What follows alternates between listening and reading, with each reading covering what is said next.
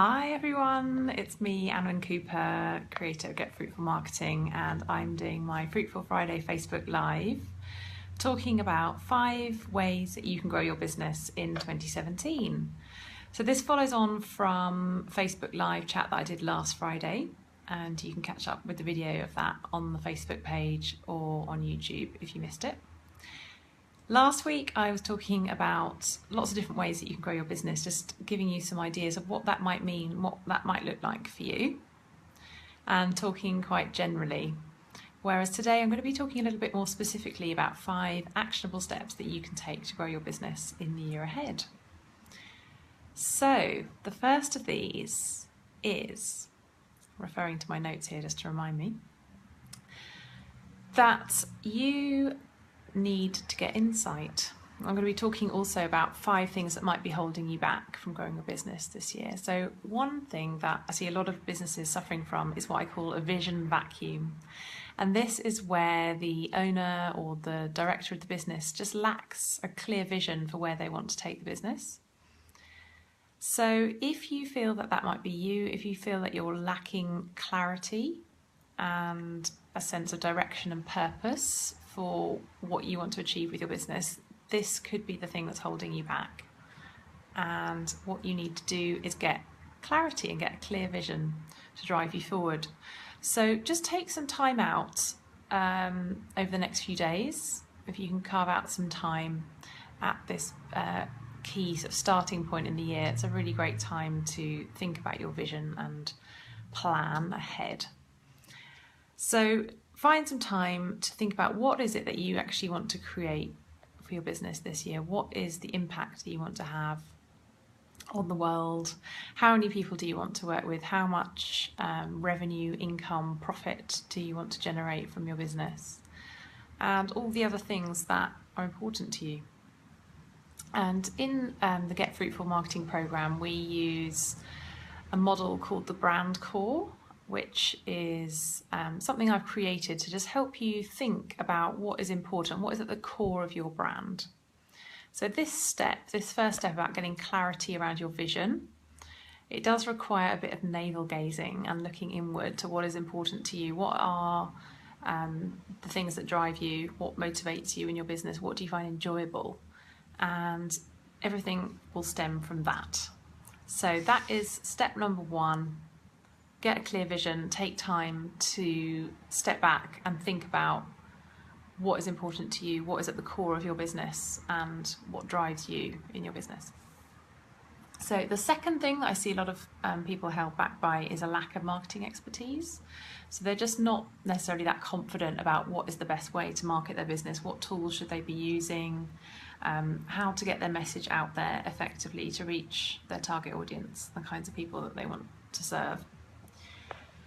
Now, my suggestion for overcoming this barrier is to look outwards into your market. So get more connected to your target market, your ideal clients or customers, and spend more time with them. You know, go out, meet them, networking, go to events that they go out to, read the books, magazines, newspapers, blogs, websites and things that they read, and really get into their mindset, put yourself in their shoes and really understand where they're coming from. So the step to overcome this lack of market expertise is just to look outwards, basically, into the market and get foresight about anticipating things that people might be wanting from you in your business.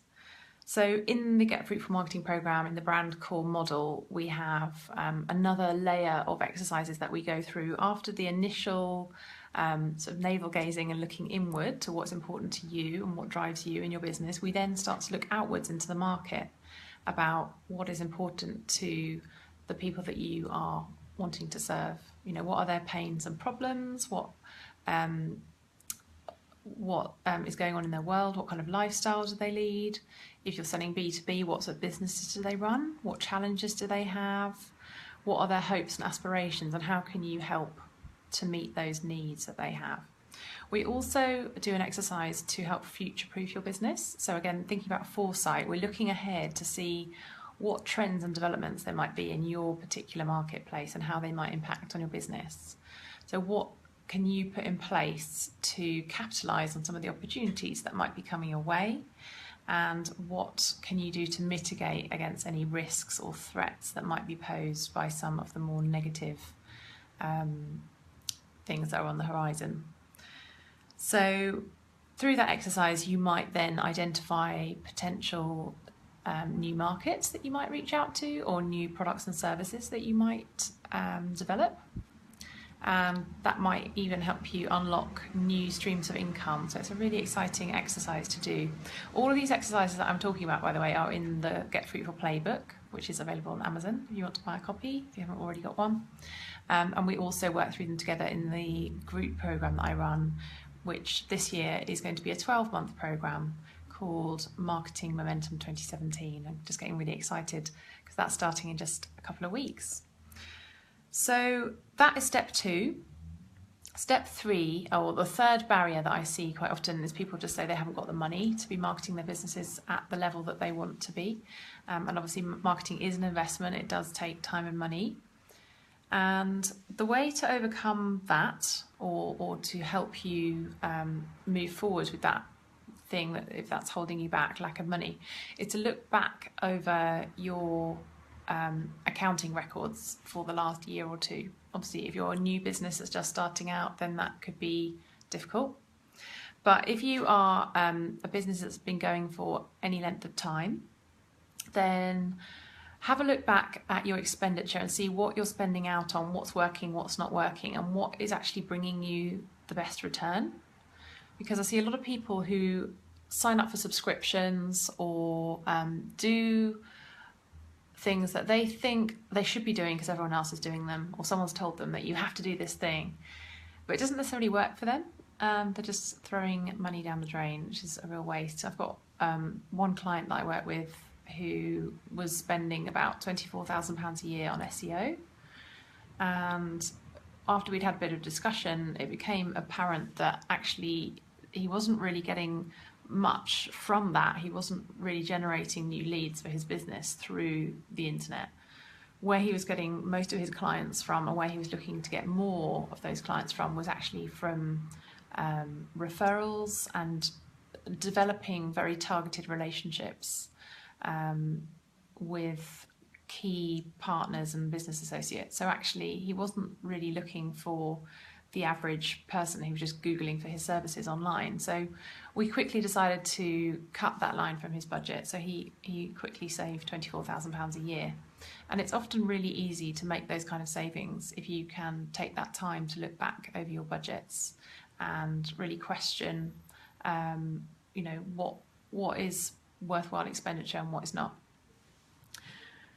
So tip number 4, or barrier number 4 to start off with, what is holding you back is often lack of time. People just don't have the time to market their businesses as well as they would like to be.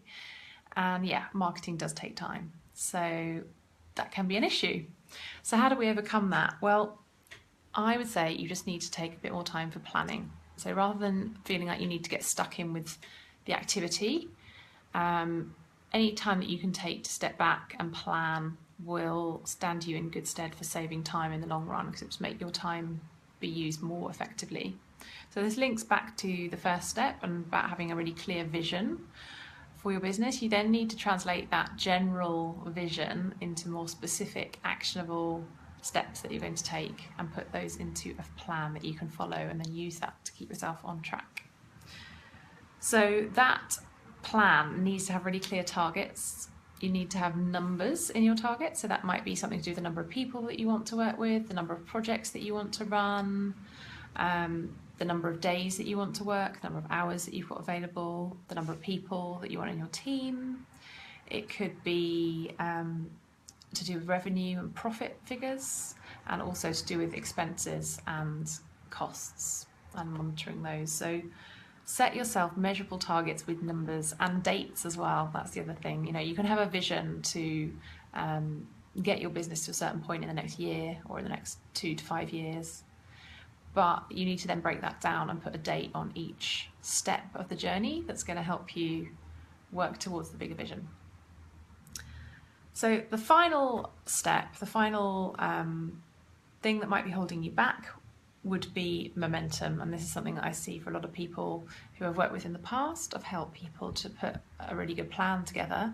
I've helped them think about their overall vision and strategy, and then I leave them with an action plan to implement, but then I might not see them for a few months. When I catch up with them later in the year and ask them how it's going, a lot of people have let things slip. They've let life get in the way and they're not on track with the plan.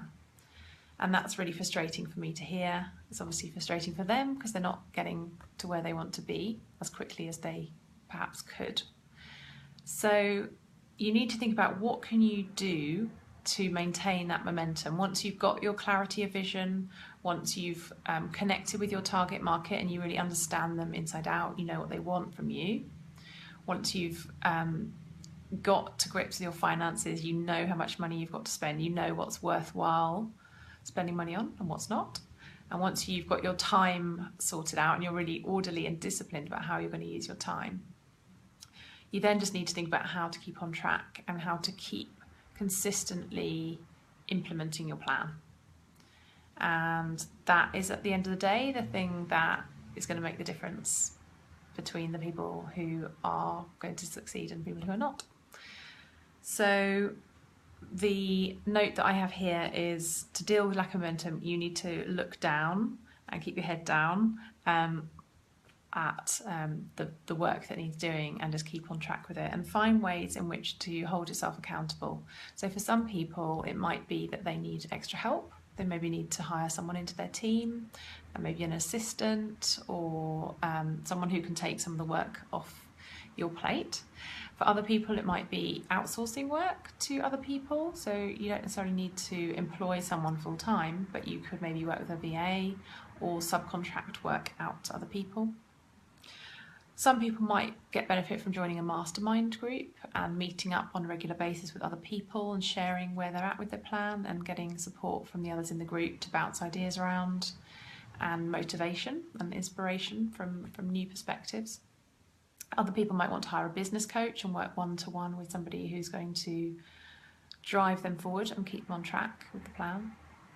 So just think about, what is that for you? I mean, you might just get a business buddy, someone who can meet up for coffee every now and again and just ask each other how you're doing with your plans. And if things aren't working, you can kind of brainstorm ideas. So that is my 5 ways to grow your business in 2017. These are things that I hope will be useful for you. So just to recap, first of all, if you feel like you just don't really have a clear vision for what you want to achieve this year, you don't have a clear vision for where you want to be with your business in the next few years, step 1 is you've got to look within yourself and get insight on your vision and take the time to step back and think about that. If lack of market expertise is holding you back and you just don't really know your target market well enough, or you don't know what they want from you, what products and services you could be offering and how best you can be helping people right now and also looking ahead to the future, then you need to look outwards and get more connected with them and think about how you can future-proof your business as well and anticipate how things might be changing, what trends and developments there might be in your particular market and how you can take advantage of those. If lack of money is holding you back, then if you're already up and running in your business, just look back over your past expenditure and see what has been most fruitful, what has produced the results for you. And if you are new in business and you don't have those records to refer back to, then I really encourage you to put a good accounting system in place. That could just be a basic spreadsheet. It doesn't need to be anything particularly complicated. But make sure that you are tagging or tracking all of your marketing expenditure. So it's not just muddled in with everything else. A lot of people just spend money on marketing and it's not very clear if that's just some other cost in the business, and it's very difficult for them to then pull a report which details all the marketing expenditure as a separate pot. So put that in place if you haven't already. That should be your one key takeaway from this. So the next step or the next barrier, if you have lack of time holding you back, you just feel overwhelmed by how much marketing activity you need to do and you just don't have time to do it all, just take some time to step back and create a bit of a plan for yourself. And that will take the pressure off. Make sure that you've got some very clear targets to work towards with numbers and dates attached. And finally, if you don't have things in place to keep the momentum going, then you need to make sure that you've got something to keep you on track. And that needs to be other people in some form who will hold you to account. So I'm just going to wind up there. It's 1:20. Thank you to everyone who has joined me. Thank you, Katrina.